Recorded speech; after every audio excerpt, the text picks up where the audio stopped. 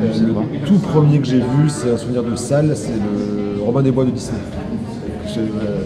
Moi, le tout premier, je m'en souviens pas. Par contre, j'étais vraiment bluffée par les Wallace et Gromit, voilà, qui m'ont vraiment donné envie de faire de l'animation. Moi, en fait, pour la petite histoire, je suis auvergnat d'origine, donc j'ai passé beaucoup de temps au festival du court-métrage de Clermont-Ferrand. Ouais.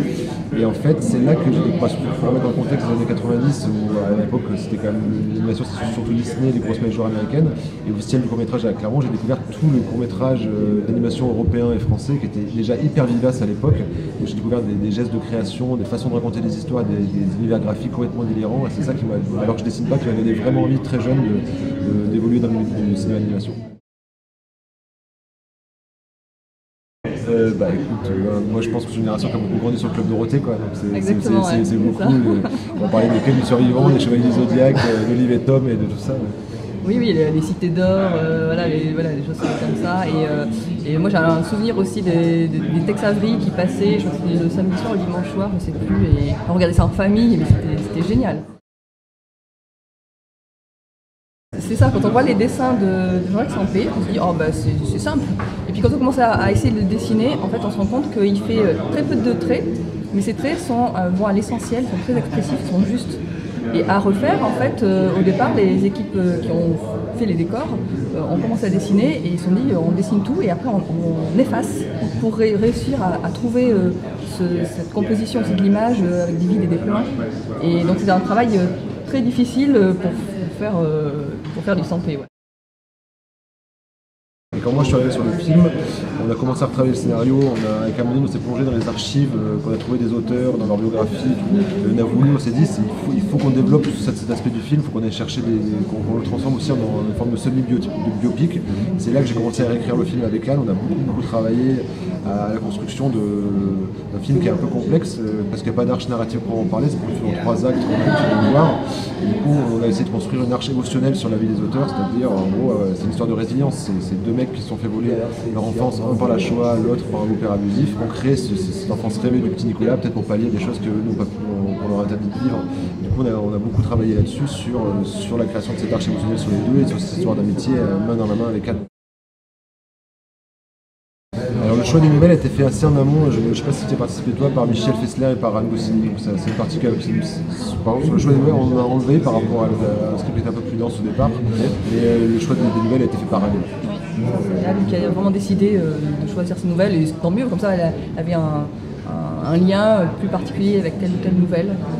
Oui, et puis finalement, elles sont raccord avec la partie autobiographique, donc ça fonctionne.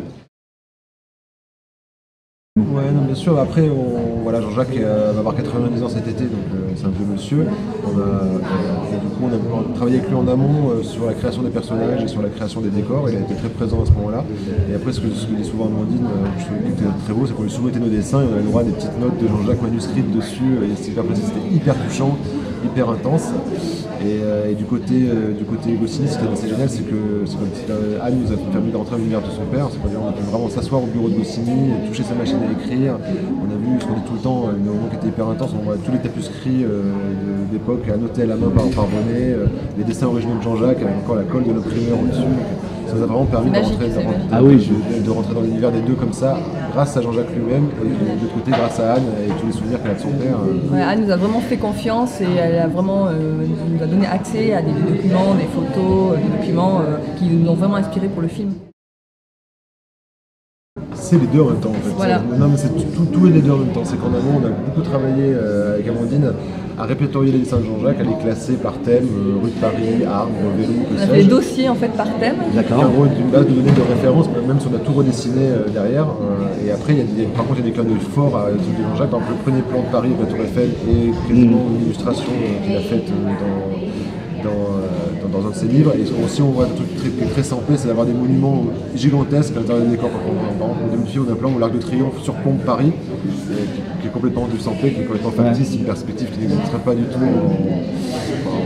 Les personnages tout petits au pied dans les monts.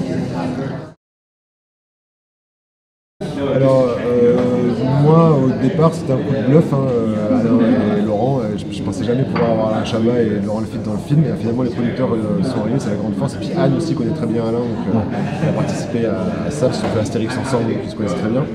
Et moi, je voulais, Alain, l'affiliation avec Goscinny, elle est évidente. Voilà, on peut même dire que c'est le Goscinny moderne, que ce soit pour empathie, pour qu'il y a un truc très fort. Et après, de l'autre côté, Laurent, moi, j'ai un truc que j'aime beaucoup avec lui, c'est qu'il est à l'aise dans beaucoup de registres.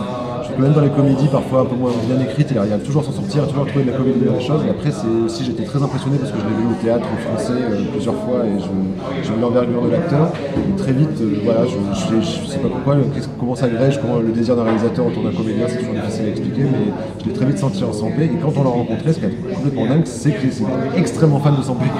Du coup, c'était fou parce qu'il est vraiment mes collectionneurs et tout. Hein. Il a quasiment tout. Pour lui offrir un livre, on a galéré parce qu'il les avait tous. Quasiment. Et puis il a des originaux chez lui et tout. Et du côté Alain est pareil, un collectionneur compulsif de Goscinny, un vrai fan hardcore de René. Donc c'était assez chouette qu'ils se retrouvent. Et en plus, c'était hyper content de jouer ensemble parce qu'ils n'avaient jamais joué ensemble. Donc la camaraderie, le côté très amitié qui ressort du film, c'est des choses, une alchimie qui s'est créée entre eux. C'est sympa. Puis on a enregistré les voix en amont avant de faire l'animation. Ça leur permettait aussi d'avoir un jeu complètement libre et nous proposer des choses, respecter le texte, mais le jouer comme ils voulaient en fait.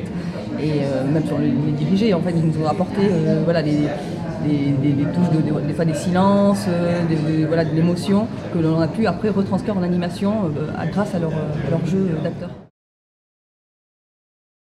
Voilà, pour un long métrage, c'était compliqué d'imposer un noir et blanc trop franc au public pendant 1h30. Ça fait un peu mal aux yeux. Vous vous êtes posé la question? Oui, on s'est vraiment posé la question. Et du coup, après, c'est pour ça qu'on est aussi, quand il crée les personnages, on regarde ce côté noir et blanc de Jean-Jacques pendant les actes de création, mais pas de couleur sur l'image.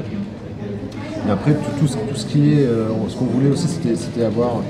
En fait, le fait que les personnages perdent la couleur en sortant, c'est aussi lié au fait qu'on voulait conserver l'aspect papier, surtout l'aspect illustration du Petit Nicolas, où on a l'impression que les dessins sont jamais complètement finis. On voulait garder ça. On voulait que les personnages, quand ils sortent de l'illustration, perdent la couleur et ensuite le trait avant de s'en aller. C'est très important. Moi, je travaille déjà là, à la suite avec le Lignan et Aton, les polygons du Petit Nicolas. J'ai un projet qui s'appelle Incroyable. Okay. C'est l'adaptation d'une BD de Hippolyte et Zazie. C'est l'histoire d'un enfant qui est replié sur lui-même, qui souffre de TOC, qui va s'ouvrir au monde pour devenir champion de France d'exposé. D'accord. Voilà, une histoire pareil de résilience, c'est des thématiques que j'aime bien. Et du coup, on est en train là, j'ai fini le scénario avec l'auteur de la bande dessinée et on rentre en financement là en ce moment à Annecy. Et moi, je suis en train de travailler sur une petite série pour Arte avec Rebecca Manzoni. Voilà, c'est elle qui a proposé ce projet-là et en fait, on met en scène des chanteuses, une chanteuse par épisode, et on reprend une chanson et on la remet dans le contexte de la société à l'époque. Et voilà, c'est une série engagée et féministe et avec beaucoup d'humour. Et donc je réalise avec Foliascope et la Générale de Production qui est sur Paris et sur Valence. Moi, j'ai perdu mon corps, c'est vrai que c'était quand même. Ouais, ça fait un petit moment maintenant. Il va monter le film en plus. Quoi. Ouais, voilà. C'est lui qui l'a monté, c'est pour ça. Oui. Non, mais c'est super agréable de voir des films pour adultes. Maintenant, on va un peu vers cette vague-là de films d'animation pour adultes. Et donc, ça, c'est quand même super agréable. Non, et puis moi, le truc qui m'a touché le plus récemment, c'est Les Enfants Loups. Je trouvais un film vraiment magnifique et tout ce qu'il fait lui, de manière générale, je suis beaucoup de très près parce que je trouve que c'est vraiment des films hyper sincères, une narration complexe, et que les films sont très beaux et en même temps, moi je rentre dans l'émotion à chaque fois, spécialement Les Enfants Loups, je trouve que le film est magnifique.